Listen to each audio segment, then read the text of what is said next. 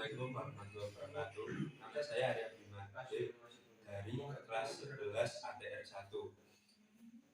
Pada kesempatan kali ini saya akan menjelaskan beberapa hal yang harus dihindari dalam memakai batik. Batik adalah pakaian khas dari Indonesia yang biasanya dipakai untuk acara-acara formal.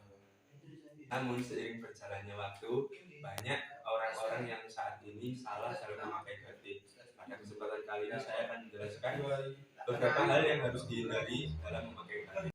Untuk hal yang pertama, menggunakan batik harus menggunakan ukuran yang pas atau tinggi tubuh, karena jika terlalu besar atau terlalu kecil maka akan mengurangi kesan formal dari batik itu sendiri. Untuk yang kedua, menggunakan batik tidak boleh menggunakan sepatu sneaker karena akan mengurangi kesan formal dari batik itu juga. Untuk yang ketiga, menggunakan batik tidak boleh menggunakan dasi karena batik sudah dirancang seformal mungkin. Meskipun tidak menggunakan dasi, batik tetap formal dan pantas digunakan.